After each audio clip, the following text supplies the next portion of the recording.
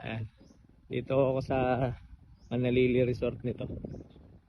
Ngayon, pinababa na ako ang tubig para bukas uhuli ng isda, mababaw na. Hindi mahihirapan namin. Kargaan na ako kami mamayang konti nito. Around 1:11 pa lang.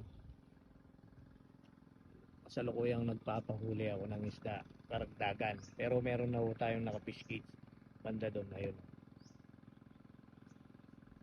Ayan, ganito kasarap mag-pwestuhan dito po parada. Ayan o. Nawila sila banda doon o. Mukhang merong centennial na timbangan na.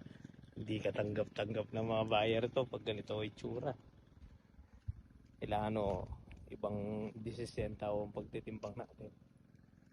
Ayan, gumalaw na. Aari ang bigla nito.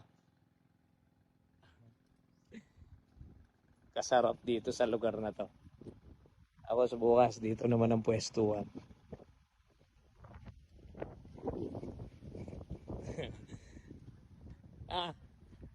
Kasarap ng pwesto, no?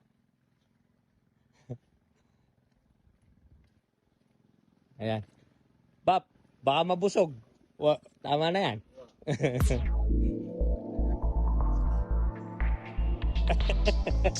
Ayun, pampaano sa timbang? Bawal yun, baka mabusog yung isda.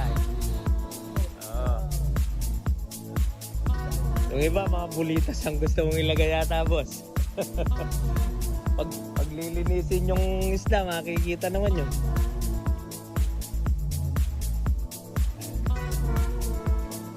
Ayan, pwesto. Lalim, no po? Lalim.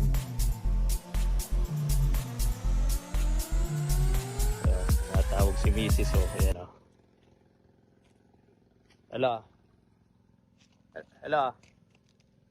Hello? Wah, tinaglus na ako kaya ni Bispa, no? Ay, naubligan na akong dumiretso, oras na. Ay, si Mrs. tumatawag eh. Nagbablog ako. Sige, tumatawag oh. Di ako nawawala, nasa harvest na ako. Ayan. Diretso lang, hila. Pare, kami katarok kanyan. Lalam yan eh. Yan ang tinatawag na malaliman na pwestuhan, sabi nga.